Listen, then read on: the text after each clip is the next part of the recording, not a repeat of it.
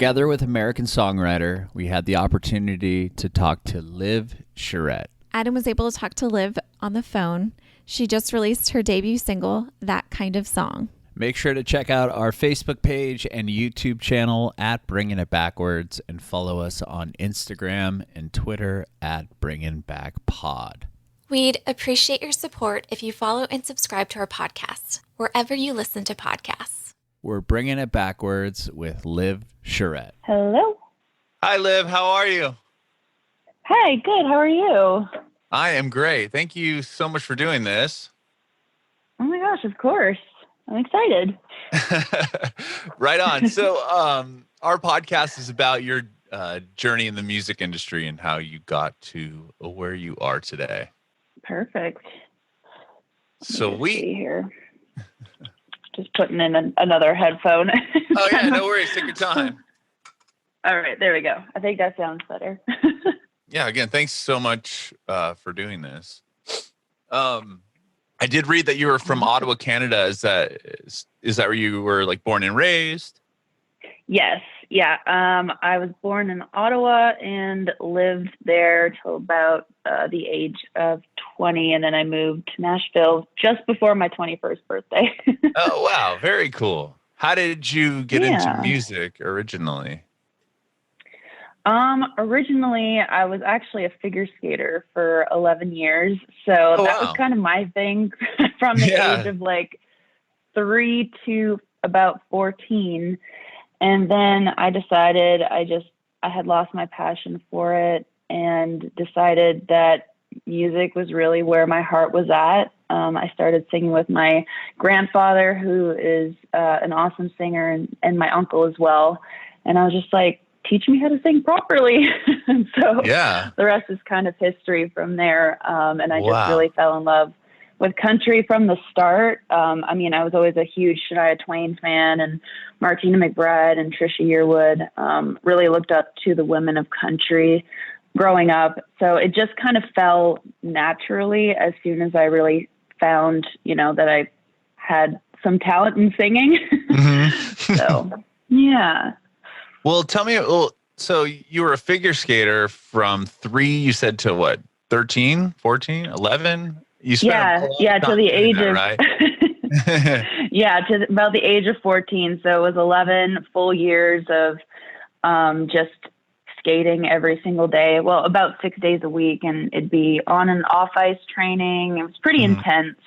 And I loved it. And it was really, my passion growing up. And I really thought, I was going to go to the Olympics one day. And that was kind of my dream, was the gold medal. And I guess I decided along the way that it wasn't for me anymore.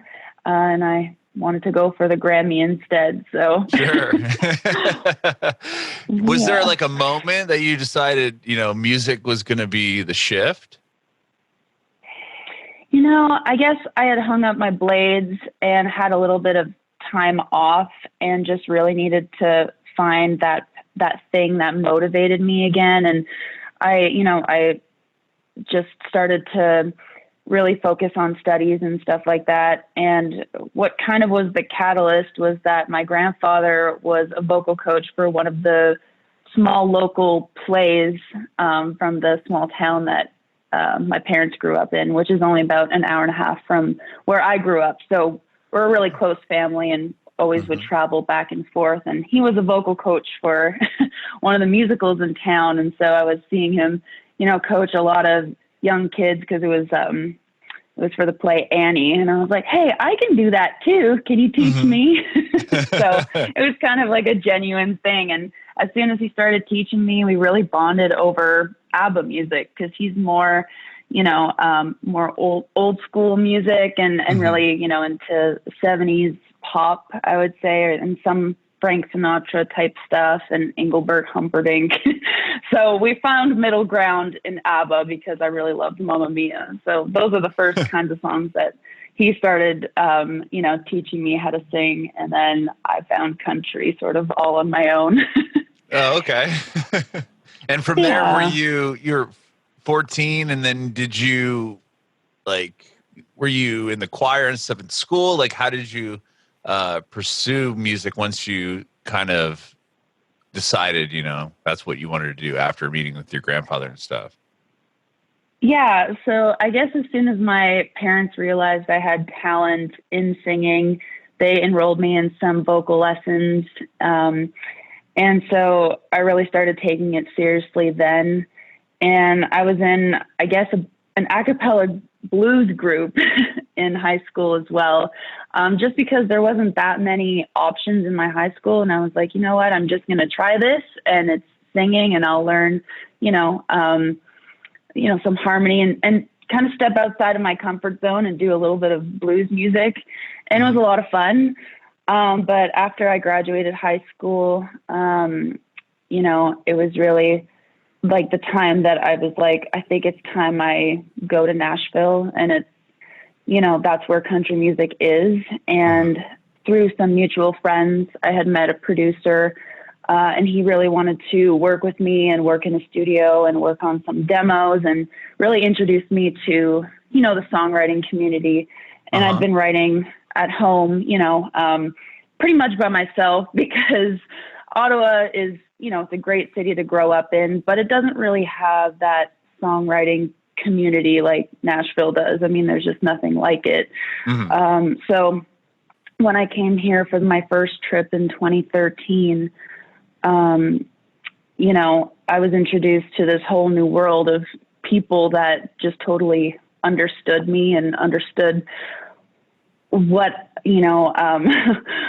country music and writing songs and having a passion for music and having, big dreams too.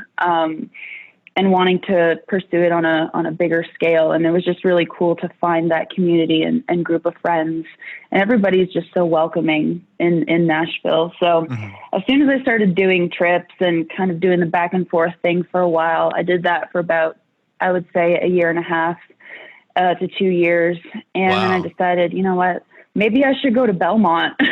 And so I decided to take a music business degree at Belmont and audio engineering, and really immerse myself in, that awesome community. And it was a really great introduction to meeting, people my age that were kind of doing the same thing too, and doing school and music all at the same time, full time. And it was really busy the first couple of years. I graduated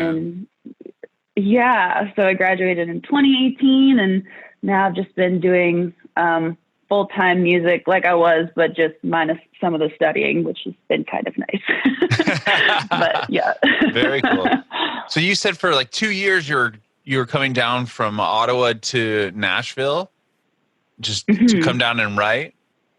Wow. Yeah. So I would make trips, and usually, my parents would come with me, and we'd spend about 2 weeks here at a time, just because like a week would go by so fast, and you just couldn't fit everything. And even in 2 weeks, sometimes you couldn't fit everything in that, what we wanted to get done. But so, yeah, we do some 2-week trips here and there. I think probably 3 or 4 trips a year.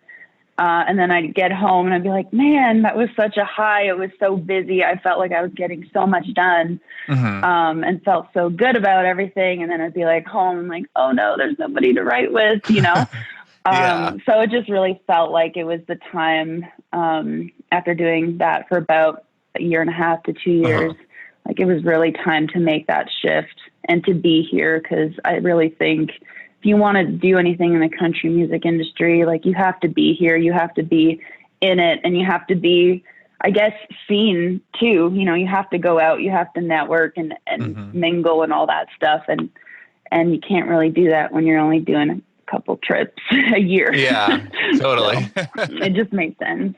Yeah. You mentioned writing songs in your room and stuff. When did you start writing music? So I picked up the guitar first around the age of 16. Okay. And it just kind of came naturally. I had about, I would say, a lesson or two just to kind of get, the feeling of doing two things at once, like the chords and strumming. So I learned a little bit of guitar, and then songwriting kind of came right after that. As soon as I really felt comfortable with the guitar, I'm like, this is awesome. Now I have this tool that I can use and really develop, my songwriting abilities. Because before it would just be sort of like writing, like jotting down, thoughts or ideas, but obviously really hard to do that if you don't know, how to play an instrument. So I was like, I have to learn, and I've always wanted to learn to play guitar. So I'm like, well, I'm never too old to do that at 16. Here we go. Let's do this. Yeah. So, yeah. So you picked up guitar, and then that's when you started writing songs? Yes. Yeah. Did you ever go out and play those? Yeah. Did you ever go out and play like around Ottawa or anything? I did. I mostly did cover gigs back at home just to kind of get my feet wet and really, learn to play on stage and with a band. So we were really quite busy when I was younger. I would do gigs mostly during the summer because there's a pretty good festival scene up there. Oh, so really? we'd play a lot of cover gigs, and yeah. So we'd play a lot of local gigs or opening up for some Canadian acts that were passing through. So I really got my feet wet up there, but I would say that I really started to play my own songs once I was living in Nashville and, would get asked by some friends to do some songwriter rounds.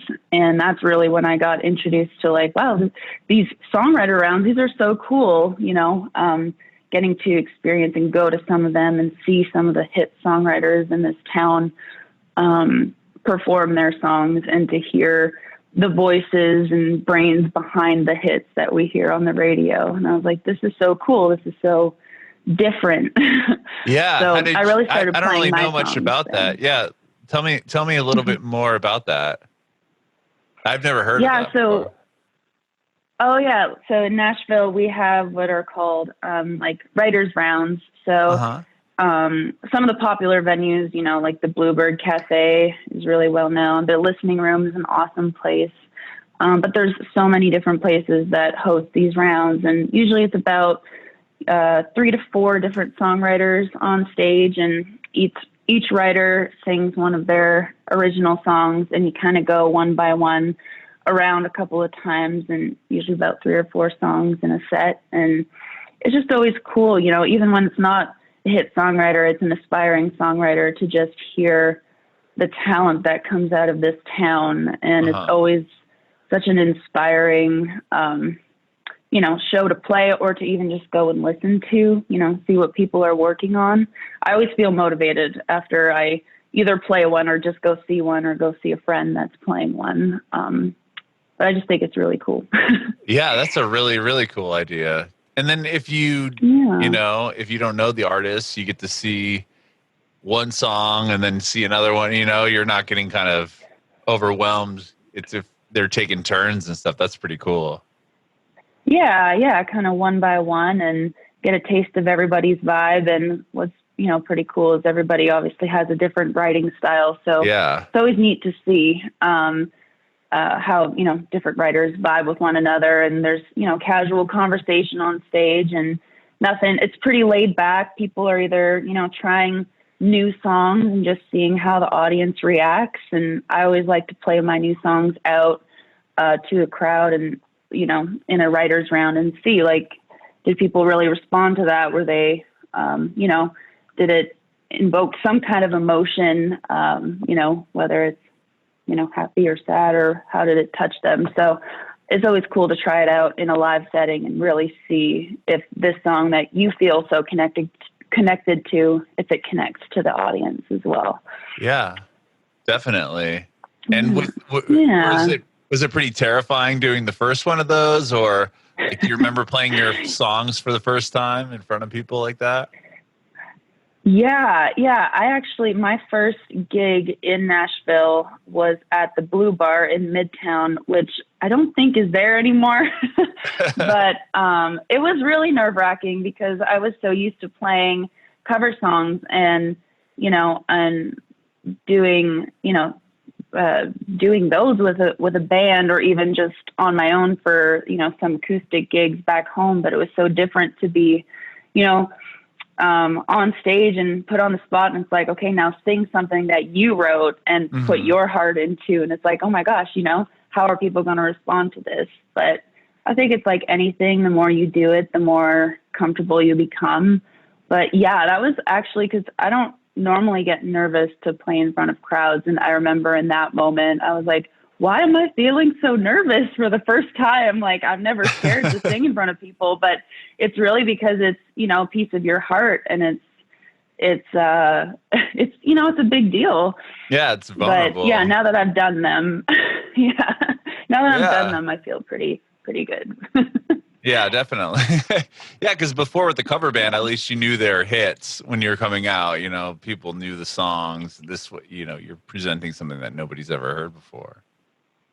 Yeah, like people are singing along to you in a crowd when they know the hit song, but this is different. They're really listening. It's stripped down to just, you know, you and an acoustic, and the rooms are really quiet, and people are just there to, you know, really listen to the song. And so, yeah, it was a little bit nerve-wracking at first, but now I'm just kind of like, this is a really cool opportunity to be able to play songs that do mean so much to me and really share that with an audience and have that connection, you know, with them, to be like, what do you think? So I think it's cool. I think it's a really like vulnerable thing as a songwriter. And that's kind of what songwriting is channeling those moments in all of our lives to, you know, put it into song and hopefully have somebody relate to it or feel something from it. Yeah. And you have a song coming out on Friday. I do. Yeah, that kind of song.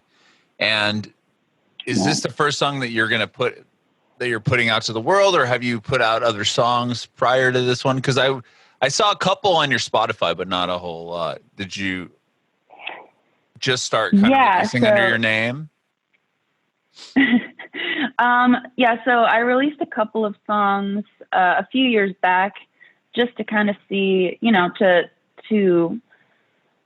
you know, see how people reacted, and to just, you know, put my songs and voice out there, and just kind of see what clicked. And but this one really is what I feel is truly me as an artist. This song, even though it's actually a song that I did not write.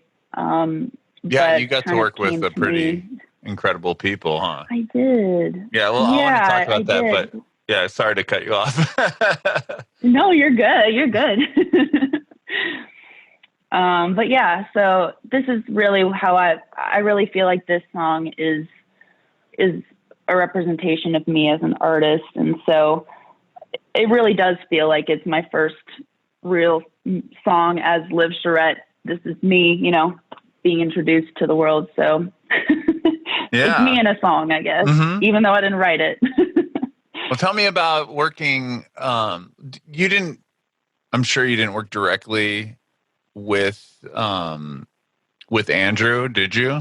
With Andrew Dorff? Unfortunately, I didn't get to meet him, but I have such a strong connection to him and to his family now that I've gotten to know, you know, Steve Dorff so well, his father, who's also an incredible songwriter and an incredible producer who actually produced this song. It was just, you know, so special to be able to get to know, you know, who Andrew was through him and through his songs. And yeah, we got to cut actually a couple of Andrew's songs earlier this, I guess it was in December, this past December. And yeah, I just feel like so connected to all of these songs. And even though I never got to meet Andrew,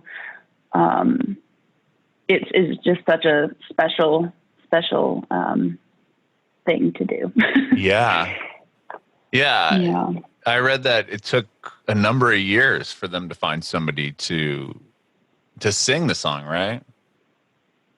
Yeah, it was originally written by Andrew and Barry Dean, who, as you know, have had so many amazing hits in town. But they wrote this song 10 years ago, and Steve actually cut the track to the song 8 years ago. And it was initially for a movie that didn't end up actually getting used for the movie, and it went through a couple of different artists.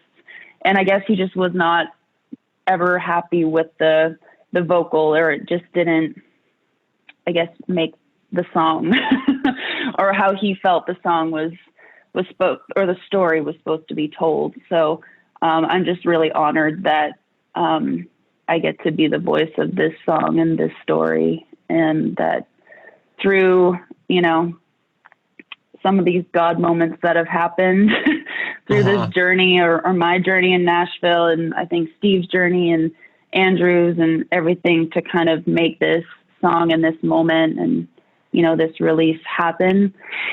There was a lot of things that had to fall into place in order for this song to find, I guess, its home in me. And I'm just really, really incredibly proud of what we put together. Yeah. And were you like, how did you meet them, and how did this all start with you and that relationship? Yeah. So a couple of friends of mine who work with the same management company as I have known Steve for, I would say, a good 7 years, and while he was living out in LA.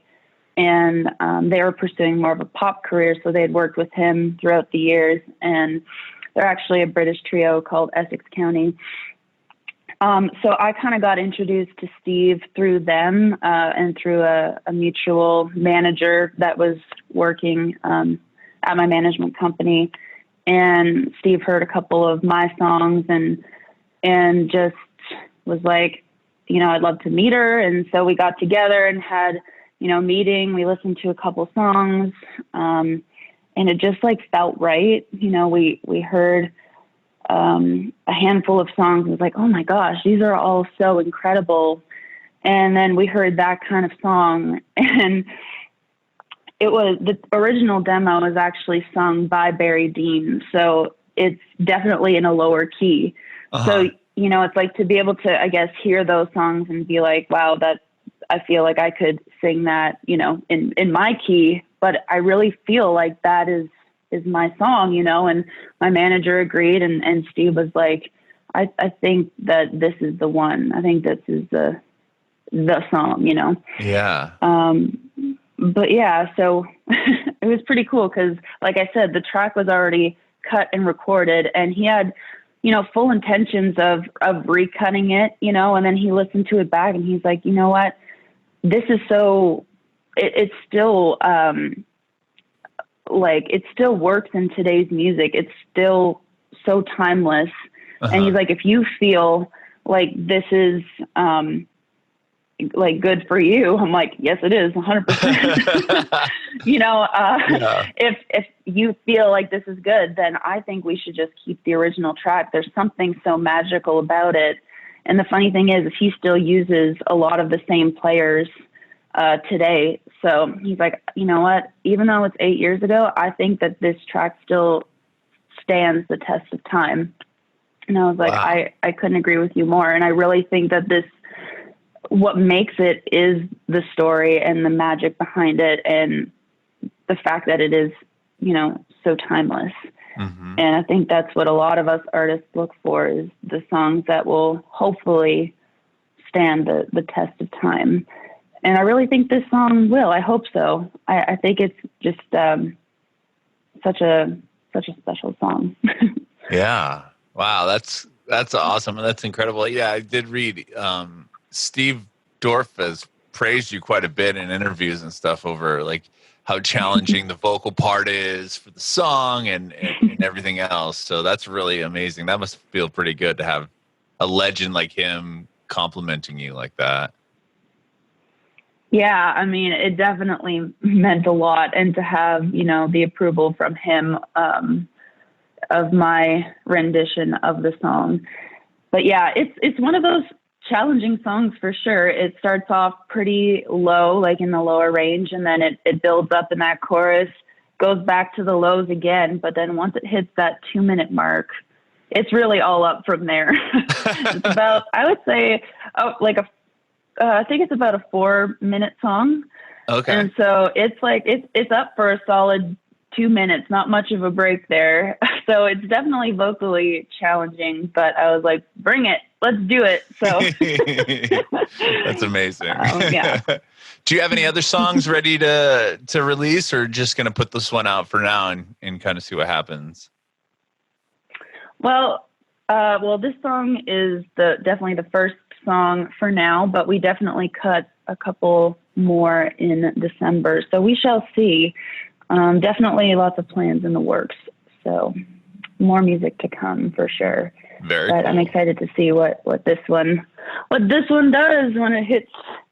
Yeah. The have you got to and all play that it? Stuff on Friday. Have you got to play it for anybody, or like have you gone on like Instagram and done like a stripped down version of it, or have you done any of that with the song yet?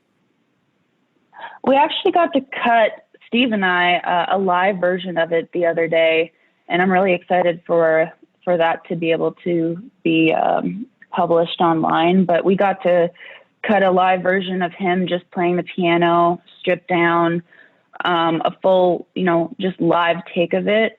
And that was really special to just hear it without, to hear the song, not need, the big track behind it either. To me, it sounds great with both. And I really think it's telling of a well-written song when you can just strip it down to either just an acoustic or piano and really still feel something. So it was really cool to experience that and to hear it differently and to sing it differently too. Mm-hmm. I think it invokes like a different, like vocal sort of like technique, I guess, or holding back in dynamics and stuff. So yeah, it was really fun to do that. And that's going to be coming out pretty soon? Yes. Awesome. I think in about the next week or two. So yeah, awesome. Stay tuned on the socials. Very cool. Yeah. So you got the song coming out on Friday and the live version within the next couple weeks. That's awesome. Thank you so much, Liv, for talking with me today. I really appreciate your time. I want to know if you have any advice for aspiring artists. Gosh, I would just say, know who you are and don't be afraid to own it. And I really feel like the last 2 years, I've found out, so much about myself in being patient and in, really finding the right team and the right people to surround yourself with and people that you trust. And I guess just, know yourself, stand up for what you believe in, and definitely surround yourself with people you trust because they're out there.